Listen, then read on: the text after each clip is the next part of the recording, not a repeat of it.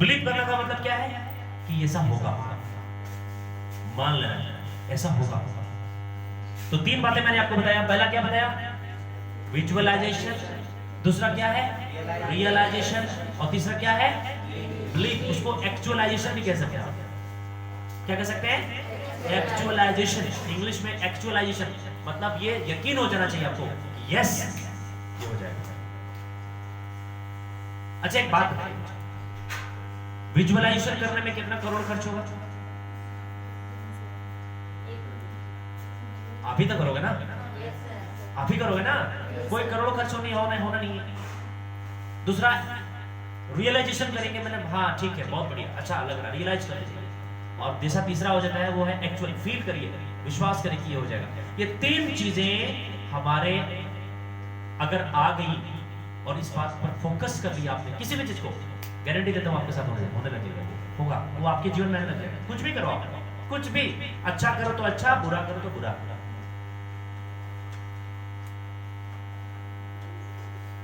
कुछ भी करो सकता है, कोई नहीं रोक सकता। तो ये बात को जानना है, इस बात को पकड़ना है। तो आज आपको समझ में आ गया कि किस प्रकार से हमें इमेजिनेशन करना है, किस प्रकार से हमें रियलाइजेशन करना है, और किस प्रकार से हमें क्या करना है, एहसास करना है, मानना है कि ये बात सच है।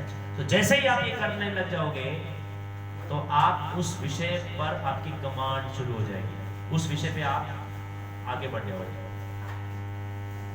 तो ये जैसे आप करते हैं माइडिया, तो हमारा जिस दिशा में हमारा फोकस्ड होगा, जो भी आप करना चाहोगे, प्रकृति ऑटोमेटिकली, हमारा अवचेतन मन का मतलब होता है ईश्वर, हमारा अवचेतन मन का मतलब होता है प्रकृति, हमारा अवचेतन मन का मतलब होता है ये ब्रह्मांड, हमारा अवचेतन मन का मतलब होता है जो पूरे ब्रह्मांड को कंट्रोल करता है, वही हमारे भीतर में, जो पूरे ब्रह्मांड को कंट्रोल करता है, जिसको कोई देखा नहीं है लेकिन कंट्रोल है, वही कंट्रोल हमारा अवचेतन मन है। इसी को बोलते हैं प्रकृति, इसी को बोलते हैं अस्तित्व। क्या बोलते हैं इसको? अस्तित्व। हमारे अंदर में जो अस्तित्व है, ये पूरी दुनिया जो अस्तित्व है ना, ये पूरी दुनिया की अस्तित्व, देखो इस बात को जिस दिन आप समझ जाओगे ना, उस दिन आपके जीवन में क्रांति आ जाएगी। ये जो प्रकृति का जो ढांचा है, प्रकृति का जो बैलेंस है, सूर्य का उगना, रात का होना, दिन का होना, बारिश का होना, धूप का आना, ठंडा का आना, वो आप लेके आते हैं? कौन लेकर के आता है? ये प्रकृति है, इसको बोलते हैं प्राकृतिक। प्राकृति का मतलब क्या है? नेचर का मतलब क्या था? ईश्वर। इसको भगवान मान लीजिए आप, यस और नो? वही चीज, वही कंट्रोल हमारे अवचेतन मन को कंट्रोल का एक सिस्टम है, हमारा नेचर है, वो हमारे भीतर का नेचर। जिस प्रकार से बाहर का नेचर दिखता है, अवचेतन मन हमारा भीतर का नेचर है, और इधर उधर भटकने का नहीं है। सीधा सा मैं बात करना चाहूंगा, आपने अगर आपने तीन चीज पर काम कर लिया, विजुअलाइजेशन, एक्चुअलाइजेशन, रियलाइजेशन और एक्चुअलाइजेशन, विश्वास कर लेंगे आप, तो वो काम आपका होना ही होना है, होना ही होना है। लेकिन आप बोलोगे सर होता नहीं है, नहीं, आपने उस तरह से किया ही नहीं है। आप अगर करोगे तो अवश्य होगा। मैंने कई बार इसका अनुभव किया है, मैंने कई बार इसका देखा है, और इसीलिए तो इस किताब में बहुत सारे ऐसे उदाहरण दिए हुए। इनका नाम है डॉक्टर जोसेफ मर्फी, आपके अवचेतन मन की शक्ति का स्पेशल किताब जो बाजारों में मिलती है। इस किताब में कई ऐसे उदाहरण हैं जिसने ये साबित कर दिया, जिसने पूरी दुनिया में, जिस व्यक्ति ने भी इस किताब को पढ़ा है और उसने इन तीनों चीजों पर काम किया है, उनकी कामयाबी मिल गई। एक उदाहरण इस किताब में लिखा, मैं बताता हूँ। एक 70 साल की लेडी है अमेरिका में, और उनके बच्चे बड़े बड़े होकर के निकल गए, मतलब अपना अपना सेटल्ड हो गए इधर उधर। इनके हस्बैंड का भी देहांत हो चुका था। फनी एग्जांपल है लेकिन है सच्चाई। तो उसने अवचेतन मन को टेस्ट करने के लिए, प्रयोग करने के लिए उसने एक एक्सपेरिमेंट किया। एक्सपेरिमेंट क्या किया? 70 साल की अवस्था में उसने महसूस किया कि मेरी शादी हो रही है और मेरा एक बहुत ही धर्मात्मा, लविंग और बहुत ही केयरिंग हस्बैंड मुझे मिल रहे हैं, और मैं उनके साथ बहुत अच्छा जीवन व्यतीत कर रहा हूँ। ऐसा उसने लगातार 2 सप्ताह महसूस किया, इमेजिन किया, फील किया और बिलीव किया। वापस बता रहा हूं, क्या किया? कल्पना किया, रियलाइज किया और विश्वास किया। और अगले 2 सप्ताह के अंदर, 2 वीक के अंदर में कमाल हो गया। कमाल हो गया। क्या कमाल हुआ कि एक फार्मासिस्ट एक दवाई दुकान में गई, वहां पर एक फार्मासिस्ट थे जो रिटायर ऑफिसर थे और उन्होंने उनको शादी का प्रपोजल दिया।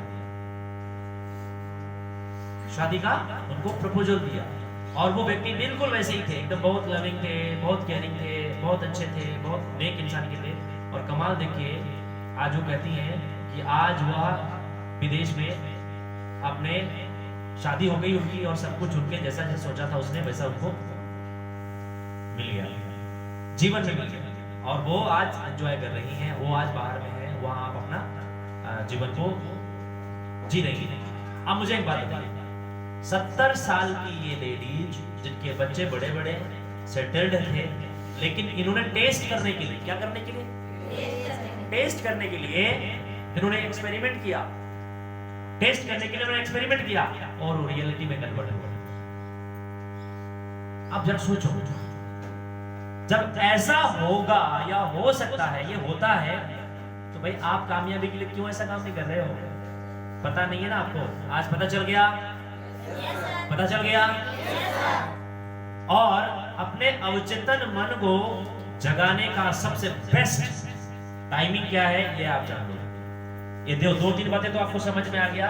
और अपने अवचेतन मन को जगाने का सबसे बेस्ट टाइमिंग है रात को ठीक सोने से पहले उसकी प्रोग्रामिंग करिए। 3 चीज करिए, विजुअलाइज, रियलाइज और एक्चुअलाइज, मैंने उसको भी बिलीव कीजिए।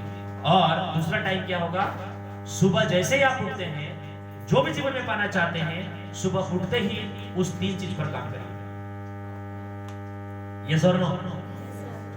पहला कब? सोने से ठीक पहले, और दूसरा उठने के ठीक बाद। ये 2 टाइम में हमारा अवचेतन मन जागृत रहता है, हमारा प्रकृति, हमारी अस्तित्व जागृत रहता है। उस वक्त हमारा जो भी प्रोग्रामिंग डालेंगे, हमारा सबकॉन्शियस माइंड स्वीकार कर लेगा और उसके बाद वो प्रकृति में आपको देना शुरू कर देगा। लेकिन जैसे ही हम चेतन मन में आ जाते हैं ना, वो फिर बंद हो जाता है, उसका एक्टिविटी बंद हो जाता है। चेतन मन में एक्टिविटीज बंद हो जाता है। एक और टाइमिंग है, और वो टाइमिंग बहुत अच्छा टाइमिंग है, और उस टाइमिंग का नाम है जब आप मेडिटेशन करते हैं। आप मेडिटेशन करते हैं तो मेडिटेशन में हमारा चेतन मन बिल्कुल बंद हो जाता है और अवचेतन मन चलता है उस टाइम। और अभी हम लोग एक मेडिटेशन भी करेंगे, जस्ट 5 मिनट का, 3 मिनट का एक मेडिटेशन करेंगे। और उस मेडिटेशन में आप जैसे ही एक्टिव हो जाता है हमारा अवचेतन मन, उस अवचेतन मन के एक्टिव हो जाने के बाद आप अगर ये 3 चीजें करते हैं, विजुअलाइजेशन, रियलाइजेशन, तो एक्चुअलाइजेशन हो जाएगा। अगर ये 3 चीज करते हैं तो वो आपका एक्टिव हो जाता है। तो बताइए, आपका खुद को जानना, दुनिया को जान जाओगे, ये विषय क्लियर हो जाएगा। जो इंसान खुद को जान जाएगा वो दुनिया को जान जाएगा। दुनिया को जानने की कोशिश करते हैं लोग, दुनिया ऐसी है, दुनिया वैसी है। अरे दुनिया के पीछे मत भागो, अपने आप के पीछे भागो। खुद को जानना शुरू कर दो, खुद के बारे में जानना चालू कर दो, खुद के अंदर की क्वालिटीज को समझना शुरू कर दो, खुद की क्वालिटी को बढ़ाना चालू कर दो। फिर तो देखना ऑटोमेटिकली चीजें अपने आप होने लग जाएगी, प्रकृति अपने आप हमें वापस देने लग जाएगी। इसीलिए हमारा भीतर की प्रकृति को हमने पहचाना ही नहीं और बाहर की प्रकृति की जो समझ है उसकी प्रयास करते रहते हैं। इसीलिए हम जीवन में फेल हैं, इसीलिए जीवन में फेल हैं। मैं बार बार कहता हूं, जब तक आप अपने आप की प्रोग्रामिंग नहीं करेंगे, ना कभी कहीं जा सकते हैं और ना कभी कोई भी काम कर सकते हैं। तो कामयाबी के लिए अपने माइंड की प्रोग्रामिंग तो चाहिए ही चाहिए। मैं कहता हूं, आपको बिलीव कीजिए, इस किताब के अंदर में ऐसे कई उदाहरण लिखे पड़े हैं, ऐसे कई बड़े बड़े एग्जाम्पल लिखे पड़े हैं जिस किताब ने आज पूरी दुनिया में, मैं इस किताब को बिल्कुल अपने यहाँ लगा के रखता हूँ। जब भी मैं कुछ करने की शुरुआत करता हूँ तो फिर मैं इस किताब को पढ़ता हूँ तो मेरे अंदर में नई जागृति, नई सोच, नई सारी चीजें पैदा हो जाती है। और एक बहुत बड़ी बात अगला मैं बात करने जा रहा हूं, उसका नाम है प्रार्थना। हम अपने जीवन में जो भी प्रार्थना करते हैं, वो प्रार्थना हमारे जीवन में फलीभूत हो जाती है। प्रार्थना का मतलब ये नहीं होता है कि स्कूल में गए और हम वहां गाना शुरू कर दे, वो प्रार्थना नहीं, वो प्रार्थना नहीं। प्रार्थना का यह मतलब यह है कि जो भी आप करोगे, जो भी आप करेंगे, जब भी आप खाना खाएं, जब भी आप नहाएं, जब भी आप पानी पिए, आपका मन जागृत होना चाहिए। उस वक्त आपके मन पे एक इमोशन आना चाहिए कि ये जो खाना मैं खा रहा हूं या खा रही हूं, ये मेरे शरीर को एनर्जी दे रहा है, ये खाना मेरे शरीर को पावर दे रहा है, ये खाना मेरे एनर्जी में पोषक तत्व भर रहा है, ये खाना मेरे जीवन को बढ़ा रहा है, ये खाना मेरे जीवन को अच्छा बना रहा है, ये खाना मेरे जीवन में पोषण भर भर के दे रहा है। मैं मजबूत हो रहा हूँ या हो रही हूँ, मैं ताकतवर हो रही हूँ, मैं जीवन में जीवन का आनंद ले रही हूँ, सारी बीमारी ठीक हो रहे हैं और मैं अच्छा हो रहा हूँ। ये फील होना चाहिए, ये फीलिंग आना चाहिए, ये एहसास होना चाहिए।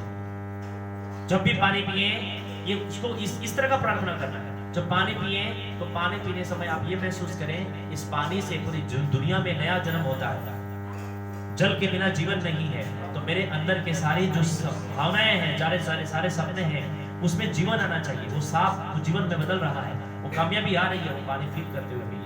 मेरा शरीर बहुत अच्छा हो रहा है, मेरे शरीर के अंदर में पानी का बहुत अच्छा असर हो रहा है। उसी प्रकार से जब आप नहाइए तो नहाते समय भी महसूस प्रार्थना करिए, नहाते समय भी ये प्रार्थना करना चाहिए कि आपका ये शरीर, इस नहाने से आपका शरीर के सारे जो शरीर के आवश्यक अवयव है वो ठीक हो रहा है, हमारा शरीर बढ़िया हो रहा है, हम जीवन में परिवर्तन आ रहा है। ऐसा हर टाइम अवेयरनेस के साथ खाना खाते समय, बहुत सारे लोगों को देखेंगे आप कि खाना खाते समय एक मंत्र जाप करते हैं। पता है आप लोगों को? कुछ लोग तो क्या करते हैं, कुछ खाना निकाल के नीचे रख देते हैं, और कुछ लोग क्या करते हैं, नमस्कार करते हैं, प्रणाम करते हैं और धन्यवाद करते हुए खाना खाते हैं। ये क्या है? हमारे विधाओं में, हमारे अध्यात्म में ये नहीं बताया गया कि ये कारण है। वो तरीका बता दिया कि ऐसा करो। और जब भी कोई भोजन करो माय डियर, धन्यवाद करते हो आप कि प्रभु ये भोजन के लिए धन्यवाद, इस भोजन के लिए धन्यवाद। सब चीज का धन्यवाद जिस दिन आप करने लग जाएंगे ना, धन्यवादी बन जाएंगे, उस दिन आपके अंदर गजब का परिवर्तन आएगा। हम लोग नहीं करते और हम बोलते हैं हम कामयाब क्यों नहीं हो रहे। अरे भाई, जो चीज करना है वो अगर करोगे नहीं, कहां से मिलेगा? नहीं मिलेगा, मिल ही नहीं सकता। तो हमें ये काम करना है। आप कुछ भी बढ़िया जो भी चीज आप करना चाहेंगे आपको मिलेगा। हर वो काम में, हर वो चीज में काम में मिलेगी, नहीं मिलेगी, कोई चांस ही नहीं है। लेकिन ऐसा प्रोग्रामिंग हमें करना पड़ेगा। तो जिस दिन आप अपने अवचेतन मन, मैंने दो बातें बताई, अवचेतन मन हर परिस्थिति के लिए जिम्मेदार है। चाहे आपके जीवन में खराब कंडीशन आएगा तब भी आपका अवचेतन मन जिम्मेदार है। क्यों? क्योंकि आपने अपने सबकॉन्शियस माइंड में, अवचेतन मन में ऐसा प्रोग्रामिंग किया और ऐसा किया कि आपके चला गया अंदर और प्रकृति उसने आपको दे दिया। आप इसको मानिए नहीं मानिए, ये आपका प्रॉब्लम है, लेकिन ये होता है। आपको लगेगा नहीं सर मैंने ऐसा तो किया नहीं था, नहीं आपने कभी ना कभी, आपको याद नहीं होगा, देखो याद नहीं होगा, लेकिन कहीं ना कहीं हम करते हैं। इसलिए मैं कहता हूँ हमारी सोच में हम जब जो सोचते हैं ना, उस पर ध्यान दीजिए कि हम क्या सोच रहे हैं, क्या फील कर रहे हैं, वहां ध्यान दीजिए। अगर आप वहां ध्यान देना शुरू करेंगे ना, आपको पता चल जाएगा कि मेरे से अगर आपकी कोई भी प्रोग्रामिंग आप कर रहे हैं, आप स्टूडेंट हैं, आप किसी विषय को लेकर सोच रहे हैं, आप पूरा फोकस होकर सोचिए, लगातार उस बारे में सोचिए। सोचने का मतलब आप फील करिए, अच्छा फील करिए, होने लगता है, एकदम होने लगता है। इस किताब का सारांश यही है कि हम जीवन में जो चाहते हैं वो हमें मिलेगा, हमें केवल उसकी प्रोग्रामिंग करना चाहिए। तो जीवन में जैसा प्रोग्रामिंग वैसा परिणाम। यस, जैसा प्रोग्रामिंग वैसा परिणाम। ओके।